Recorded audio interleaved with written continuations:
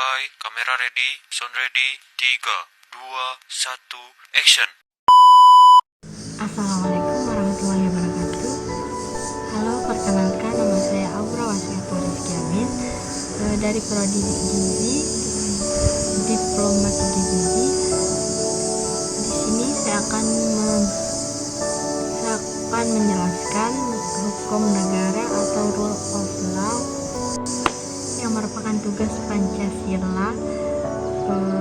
Nah, di sini saya akan menjelaskan apa itu hukum negara, rule of law. Ya,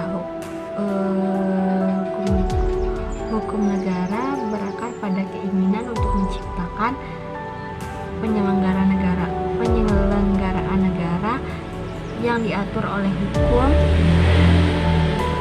menjunjung tinggi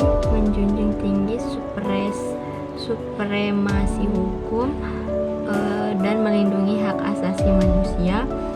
Nah, konsep ini muncul sebagai reaksi terhadap kekuasaan yang sewenang-wenang dengan menempatkan hukum di atas segalanya untuk menjamin kepastian, keadilan, dan kesetaraan bangsa bagi seluruh warga negara, termasuk perlindungan hak-hak dasar.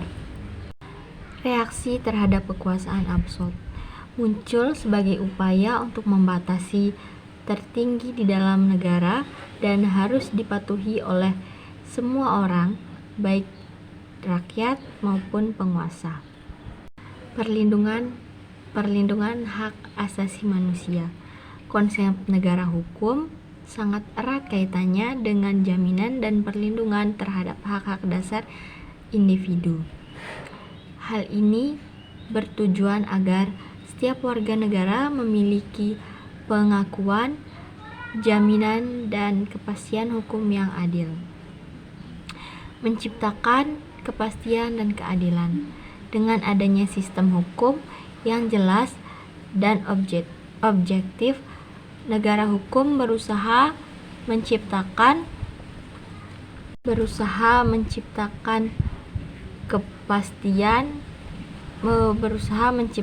kepastian hukum dan keadilan yang dapat dirasakan oleh seluruh warga negara. Jaminan dan kepastian hukum yang adil.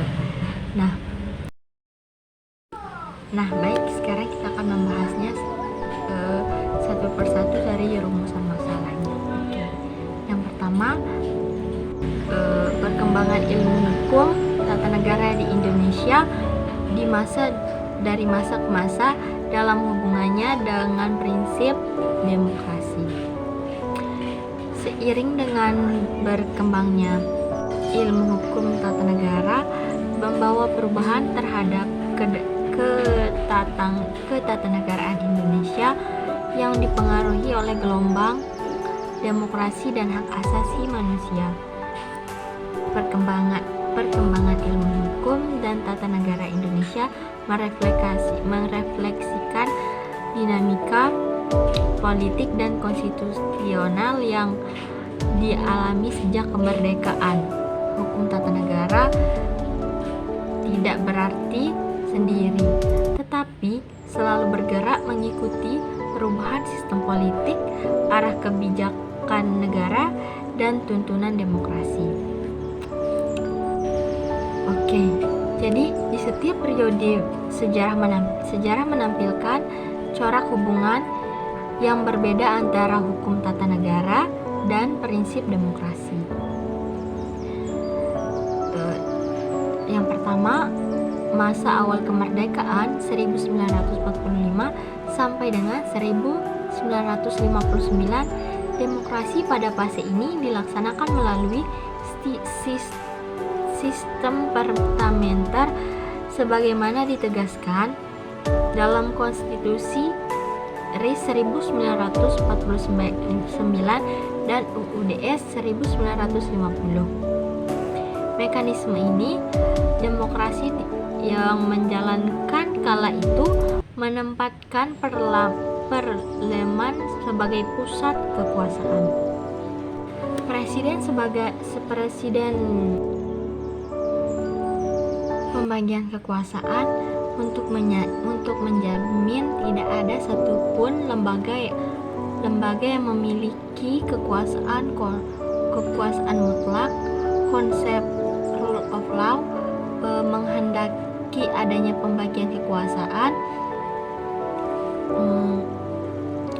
seperti legislatif, eksekutif, dan yudikatif, dan sistem peradilan dan yang mandiri. Perkembangan ilmu hukum tata negara dalam perspektif demokrasi dan rule of law di Indonesia menjadi isu fundamental yang terus mewarnai pembentukan serta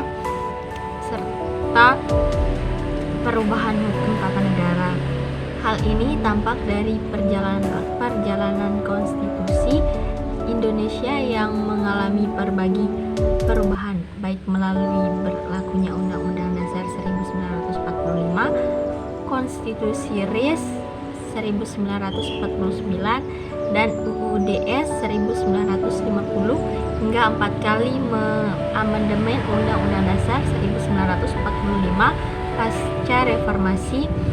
Reagan 2024, demokrasi sebagai prinsip yang menempatkan kedaulatan pada rakyat merupakan salah satu pilar utama dalam demokrasi, kerap menghadap tantangan, terutama ketika terjadi tertarik-menarik antara kepentingan politik dan idealisme konstitusional.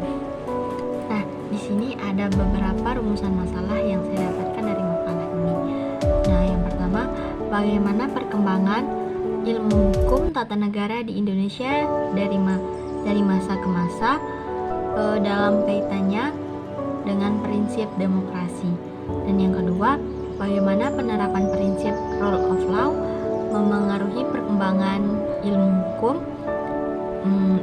hukum tata negara di Indonesia. Terus yang ketiga, apa saja tantangan yang dihadapi dalam penerapan prinsip rule of law dan demokrasi dalam praktik ketatanegaraan Indonesia saat ini.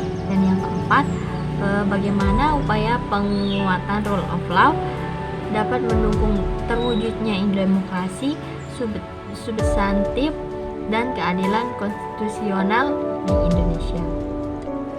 Tujuan penulisan hukum negara ini adalah untuk menganalisis perkembangan ilmu hukum tata negara di Indonesia dari masa ke masa dalam kaitannya dengan prinsip demokrasi. Dan yang kedua, untuk mengkaji bagaimana penerapan prinsip di rule of law mengaruhi arah dan karakter perkembangan ilmu hukum tata negara di Indonesia. Dan yang ketiga, untuk mengidentifikasi tantangan yang dihadapi dalam mewujudkan demokrasi substantif dan supervisi hukum di Indonesia. Dan yang keempat, untuk memberikan pemahaman mengenai pentingnya penguatan rule of law dalam menjaga keadilan, hak asasi manusia, serta ketahanan demokrasi di Indonesia. Dan yang kelima, untuk memberikan kontribusi teoritis dan praktis bagi pengembangan ilmu hukum tata negara sebagai instrumen penegakan prinsip demokrasi dan rule of law yang berkeadilan. Mungkin hanya ini yang bisa saya sampaikan, kurang lebihnya mohon maaf atas kesempatan dalam video saya kali ini. Kalau masih banyak kata-kata yang kurang tepat atau isi yang belum lengkap, menurut dari saya. Wassalamualaikum warahmatullahi wabarakatuh.